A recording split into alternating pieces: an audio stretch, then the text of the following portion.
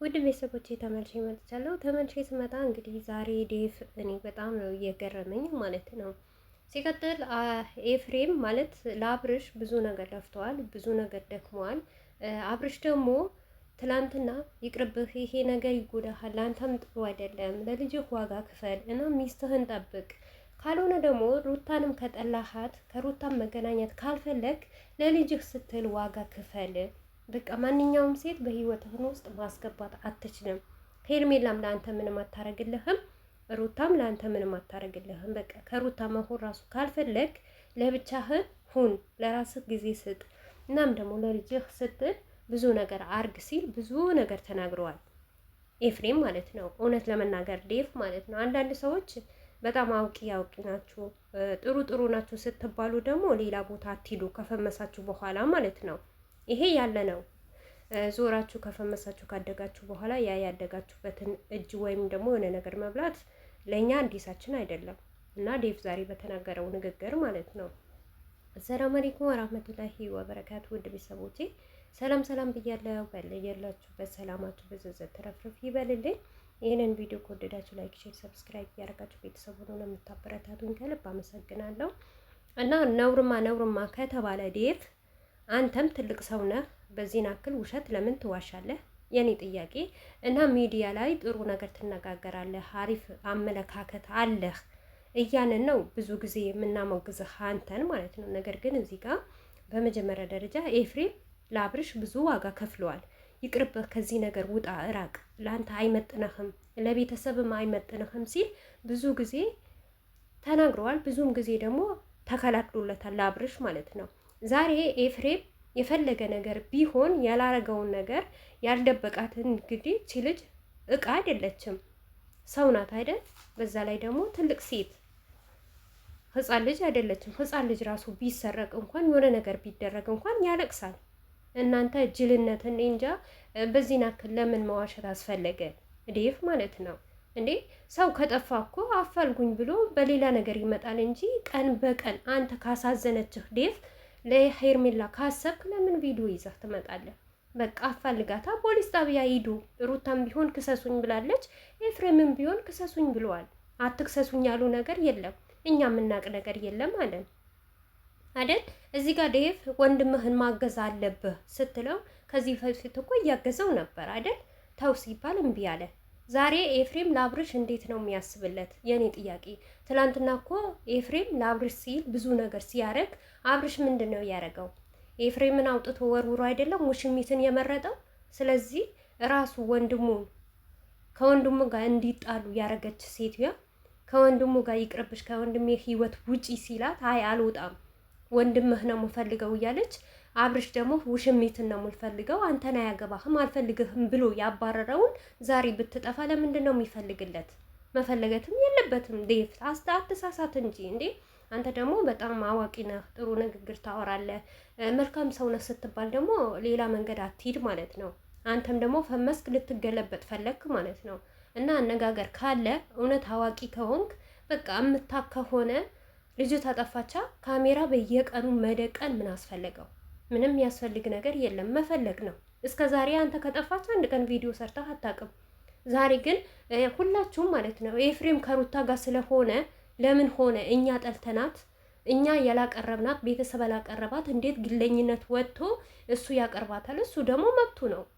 ሩታን የሚወዳት ከሆነ የሚያከብራት ከሆነ ከእሷ ጋር መቀጠል ከፈለገ እኔ ከበፊት ማማቃት ሩታ ነው። የሩታን ማንነቷን አልሽርም ካለ አትከልክሉት። በቃ ተውት። በራሳችሁ አይዲያ ነው፣ በራሳችሁ ስሩ። እናንተም እንደሰራችሁ ነው ኤፍሬም የሚሰራው። ኤፍሬም እዚህ ጋር ምንም ጥፋት የለበትም። የፈለገ ነገር ለምን አያረግም?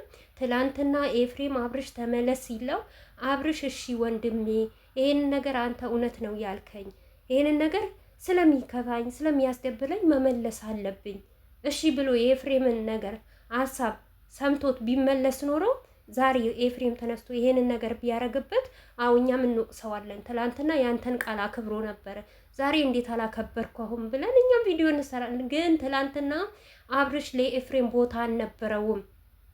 ከልጁ አስበልጦ ከኤፍሬም ከወንድሙ አስበልጦ ከሚስቱ አስበልጦ ውሽሚትን ነው የመረጠው። ያቺ ውሽሚት ደግሞ ማንም አልፈለጋትም።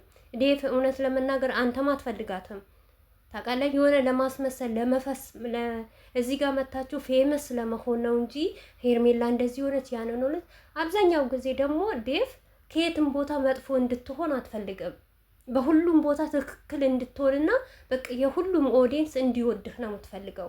እንደዚህ ካልክ ደግሞ ትክክለኛው ነገር ማውራት በቃ ኤፍሬም ምንም አይነት ጥፋት የለበትም። እየመረራችሁም ቢሆን ጠጡት። ትላንትና ደክሟል፣ ተው ብሎታል። እረፍ፣ ይሄንን ነገር አያዋጣህም። ሞር እንኳን ከሩታ ጋር ባትሆን ለራስህ ለምን ዋጋ አትሰጥም ሲል ኤፍሬም በጣም ተከራክሮለታል አብርሽ ግን ከምንም ከቆሻሻም አላየውም። አንተ ምን አልከኝ አላለም። ስለዚህ የፋዬ ክበርልን ትልቅ ደረጃ ድረስ። እውነት ከሴት ጎን መቆም ደግሞ ያለ ነው። በቃ ምንም ቢሆን መጥፎም ጥሩም ጊዜ አሳልፈዋል ከሩታ ማለት ነው። አንተ ዴፍ እንደውም አታውቅም ያንን ነገር አብርሽ ትላንትና ያሳልፉትን ትዝታቸው ትላንትና ያሳልፉትን መልካሙን ነገር ረስቶ ዛሬ በሩታ ሌላ ሴት ስለቀየርባት ብዙም አትደሰቱ። ታውቃላችሁ አብርሽና ሩታ ምን አይነት ላይፍ እያሳለፉ እንደነበረ።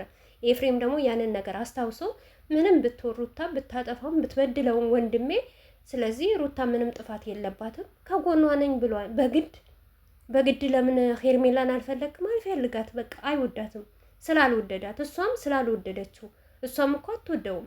የወንድምን ሚስት ነኝ ብለሽ አትኩራሪ እንዳላትም እሱም ደግሞ በቃ ኤፍሬምም መብቱ ነው የፈለገውን አብርሽ ማንም እንዳይነካኝ ማንም እንዳይደርስብኝ እኔ ከልጄም የበለጠ ከሁላችሁም የበለጠ ከእናት ከአባቴ ከኦዲየንሶቼ ከሁሉም ዋጋ ከከፈለልኝ ሰው እኔ አስበልጬ የምወደው ውሽሚት ነው አላለም። በቃ ስትጠፋ ደግሞ የትም ቦታ ስትሄድ ኤፍሬም የእሷ ዘበኛ አይደለም።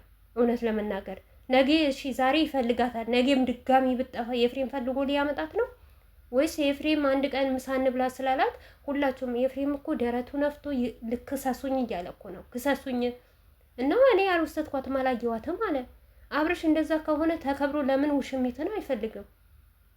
በቀን 4-5 ቪዲዮ እየተሰራባት ያንን ነገር አስቆሞ ሚዲያ ላይ እኮ እንደውም ጠፍታለች ከተባለ ከምሬ ነው የምላችሁ አለች ተገኝታለች ሲባል ነበረ ቪዲዮ መስራት ያለበት እንጂ ጠፍታለች እያላችሁ ቀን በቀን እየተራ በተራ እኔ እንጃ። ዴፍና ጉዝዬ ግን በጣም እያበዛችሁት ነው። ለምን እንደሆነ ታውቃላችሁ? ሌሎችስ ህፃን ናቸው፣ እሺ ልጅነት ናቸው፣ ልጅነትም ይዟቸዋል። ይዋሹም ድራማ ሚስሩ እና ወጣት ናቸው፣ ሊያድጉም ፈልገዋል እንበል። ግን ቡዜና ዴፍ ወዴት እየሄዳችሁ ነው? ዴፍ አንተ መልካም ሰው ነበር፣ አሁን ደግሞ ወዴት እየሄድክ ነው? ወዴት እየተቀየርክ ነው? እና ዶላር ቀምሰሃል መሰለኝ። ከምር አንዴ ከቀመሱ እኮ ያው ይጣፍጣል ማለት ነው። የዩቱብ ብር እኔ አልፈርድባችሁም ማለት ነው። ነገር ግን በጣም ያስጠላል ዴፍ። በቃ አንተ እውነት ትክክለኛ ጓደኛም ወንድምም እህትም ብትሆን ዛሬ ራሱ ኤፍሬምን አምጥተህ እዚህ አደባባይ ላይ እንደዚህ ነህ ብለህ አታሰድበውም ነበር። በቃ እንደ አዋቂነት በውስጥ ትመክረው ነበር እንዴ። ነብሳችሁ ካሜራ በቃ እናንተ ካሜራ ካልተቀናችሁ ለብሳችሁ አትወጣም እንዴ?